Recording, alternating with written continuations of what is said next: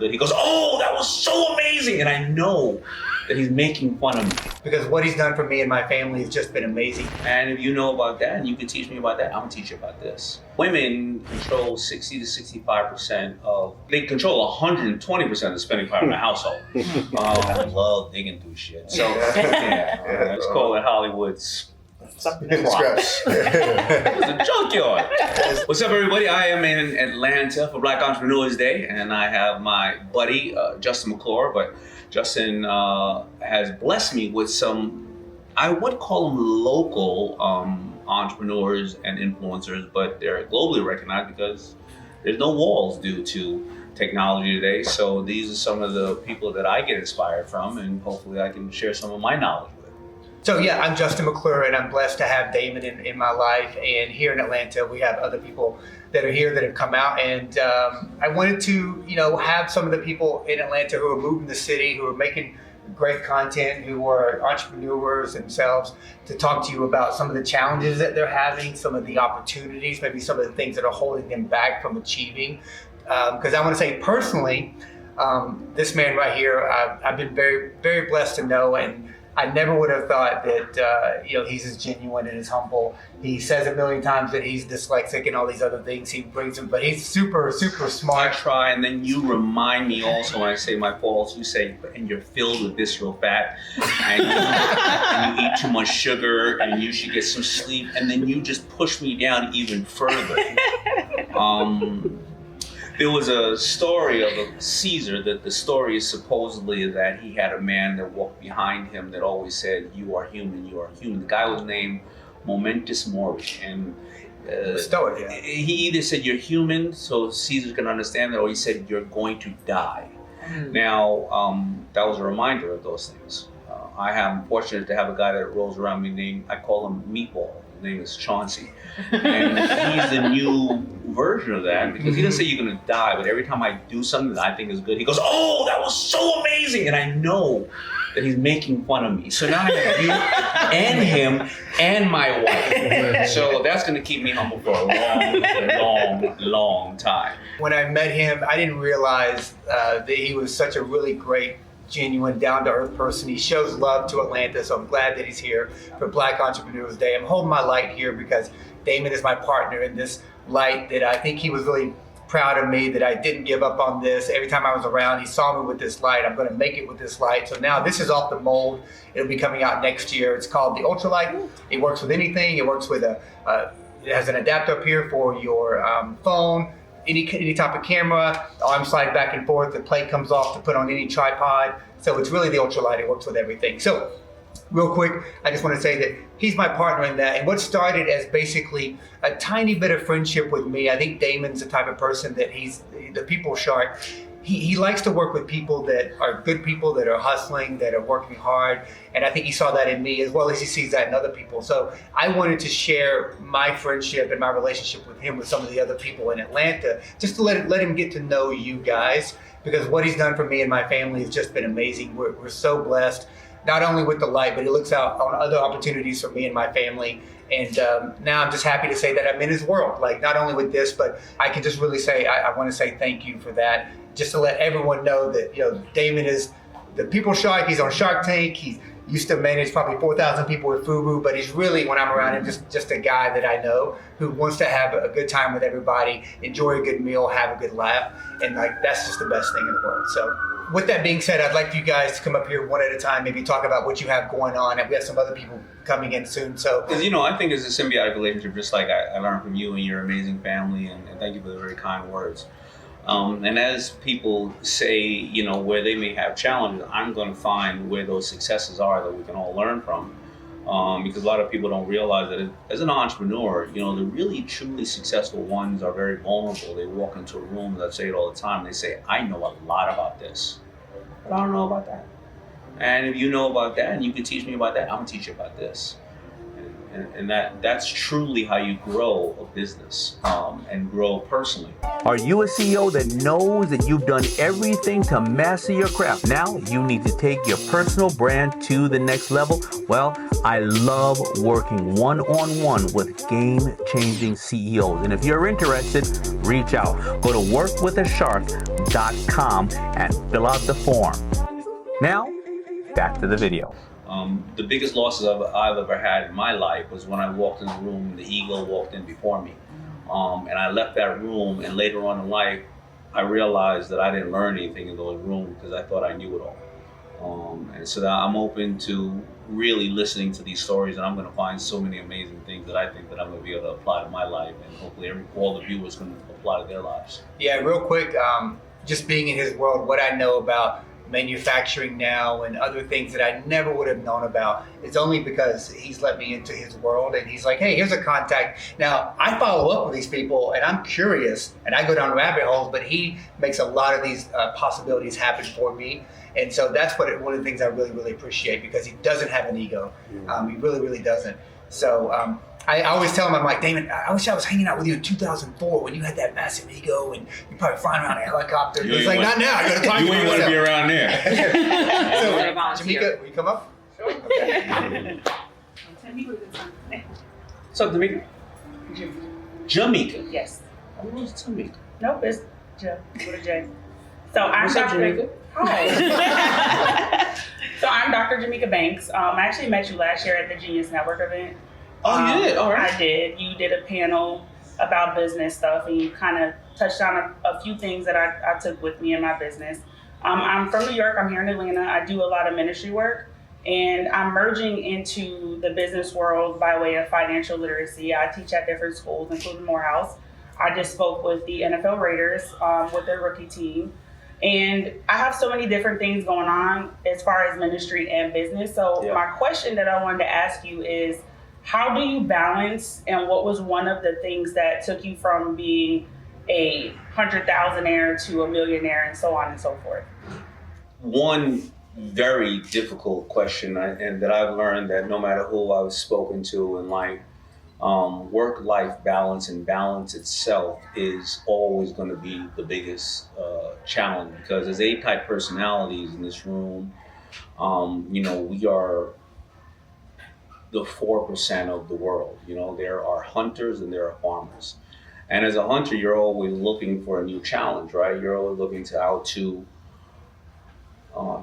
maximize your spirituality, your time with your family, your health, and everything else. And the challenge of balance is you have to first start off thinking of a business or personal relationship with the mindset. Remember, there's only two things in life that you can control: the lens that you look at something through and the action that you take. Those are the only two things that you are in control. And if you believe that once you get to this point, you've arrived, well, then you're already screwed, because every single challenge you have becomes, how come this is happening?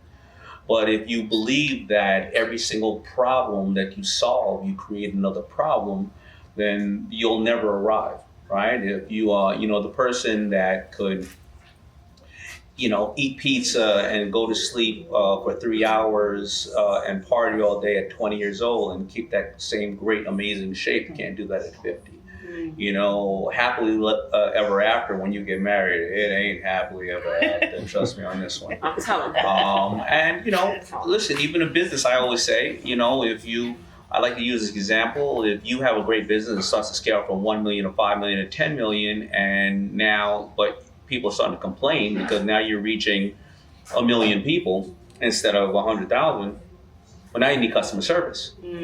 And if you get great customer service, well, naturally, you're going to start getting products back or disgruntled, customers. And now all of a sudden you got to get a warehouse, so all the products are coming back. And now you have a warehouse of half products that are good, half products that are bad.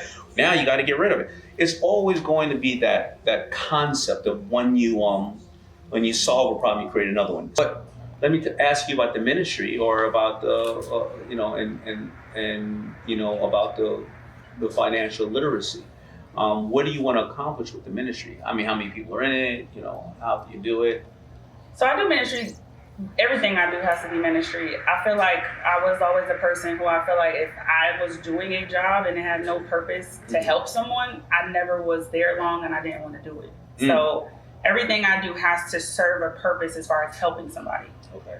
So with my ministry, I never really, that's a good question because I never really thought that far down. I just really have been being a vessel and serving. And wherever I seen a need, I was just filling it.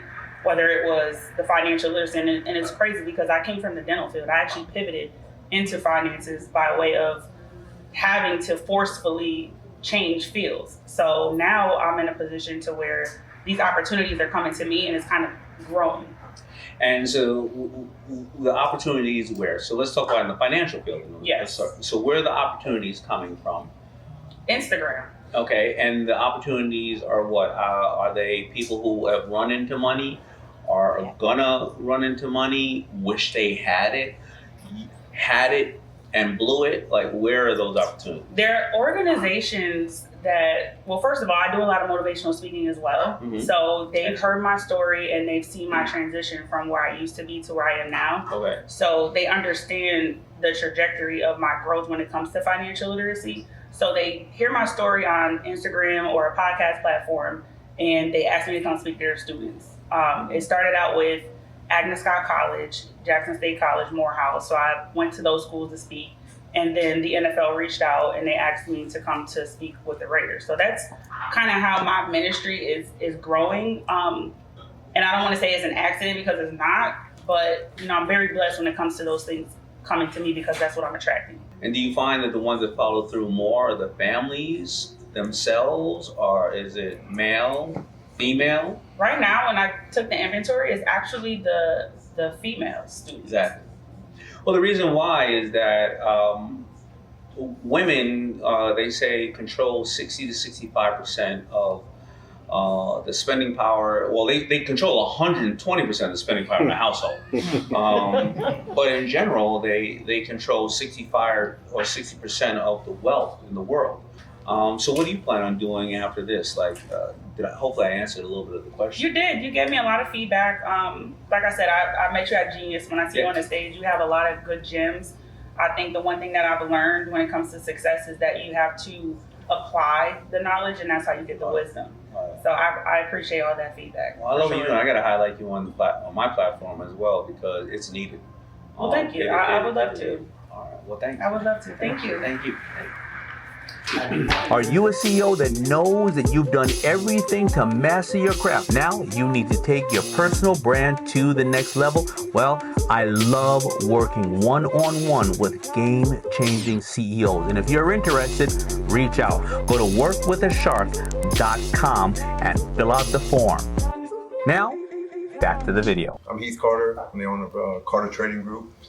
And we met years ago. Years ago, probably 08. Oh wait, yeah, Yeah, Miami, days. yeah, when you were running the spot. Yeah. The Vida Loca days, man. All right. Hit it off then. Yeah. So, but after Miami, I had a choice to either continue to work for somebody, work for a company that I didn't feel had my best interest in the day. At the end of the day, or go.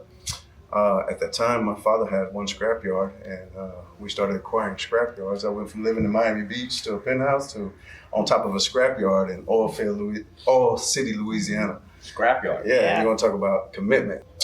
So at this point, I have like a three-pronged attack when we have, let's say, a environmentally distressed property. Mm-hmm. We can either come in and acquire the whole property Mm-hmm. as it is with the plant on it. Mm-hmm. If that's not the option, then we come in and try to acquire the plant for the scrap iron and a payment sometime. We're talking about large amounts of scrap. Mm-hmm. And if that has all been covered, then I can come in and buy the scrap iron. Mm-hmm. I sell scrap to steel mills all over the country, all over the world, really. So that's really just blossomed and took off more than me And so you outsource it to people to demo it? Yes. And then all right, it's cool, man. That sounds like a great business. I love digging through shit. So, I gotta call you up. Yeah, well, we also, one of our new ventures is, besides metal and scrap metal, I do that all over the nation. We got 13 different projects we're accumulating scrap from right now, from Philadelphia to New Mexico. And you sell it all? Sell it to steel mills. Got it, okay. Yeah, that's the key to get that. Funny, I met a dude at a scrap yard in Staten Island. He called it Hollywood props. Really? And all those big movie companies come in now, they rent it because they don't want to take it anywhere, and he makes a shit ton off of it, and it's all scraps. Yeah, just looking in with a backdrop. So that's one for you right there. There you go. We've actually done some movie production. Let's call it Hollywood's scraps. It's a junkyard. Exactly. The flea bitten dog coming in. That's what everybody thinks. From the act, from looking at it, everybody's like, "Oh, you're in the trash business." Yeah. That's a great business. It is. So what's the question, brother? My main question would be, how do you, to Daymond can't be everywhere at one time. So how do you kind of filter out, who Almost everybody's business is the same, brother. So the two hardest things to source in business is talent and capital. And you have the problem that usually entrepreneurs face at around $20 million in business. Because what happens is it's the 80-20. You want to grow the business, but you can't take away from the clients. And I found that the best talent I have, 85% of my staff started off as third-party vendors and or interns that, as a third-party vendor, because obviously you can only be an intern if you're getting college credit, a lot of the gentlemen who are even in this room today come in and go, I'm used to getting this, but for 3 months, I will take this. And we will figure it out. Because what happens is not easy though, because you now have to integrate that person in your system, and know everything. Some balls gonna be dropped, and then you're gonna kiss a shitload of frogs. A lot of people. I do that constantly. And 100%. And if you're lucky, you're gonna find one person a year that will move up the ladder. But I find that it is not about the person's skill set. It is, hopefully, don't get an intern as your attorney. Then you're gonna end up in jail somewhere. But I find that you invest in those people, and then you offer them to be somewhat of a profit share or partner in it down the road. My thing is, when I have to bring these people in, this is the job you get paid for.